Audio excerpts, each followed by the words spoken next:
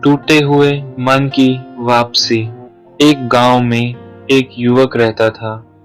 बचपन में उसने अपने पिता से परमेश्वर के प्रेम और सही मार्ग की बातें सुनी थीं, पर समय के साथ उसका मन भटक गया।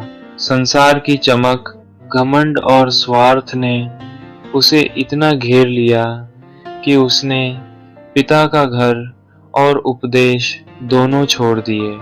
समय बीतता गया, गलत निर्णयों ने उसे भीतर से खोखला कर दिया।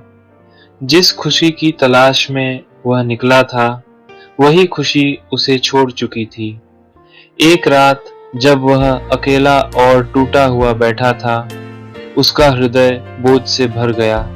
तभी उसके भीतर से एक आह निकली, हे परमेश्वर, अपनी करुणा के अनुसार मुझ पर अनुग्रह कर, अपनी दया की बहुतायत के अनुसार मेरे अपराधों को मिटा दे।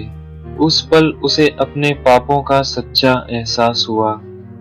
उसकी आंखों से आंसू बहने लगे। उसने आकाश की ओर देखते हुए कहा, पिताजी, मैंने स्वर्ग के विरुद्ध और तेरी दृष्टि में पाप किया है और अब इस योग्य नहीं रहा कि तेरा पुत्र कहलाऊं। उसका अहंकार टूट चुका था। अब उसके शब्दों में कोई बहाना नहीं, केवल नम्रता थी।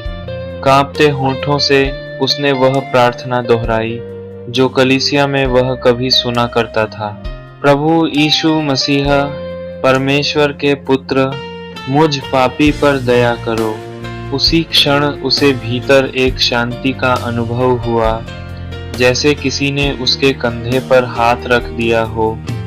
उसे याद आया वह वचन, यदि हम अपने पापों को मान लें तो वह हमारे पापों को क्षमा करने और हमें सब अधर्म से शुद्ध करने में विश्वास योग्य और धर्मी है।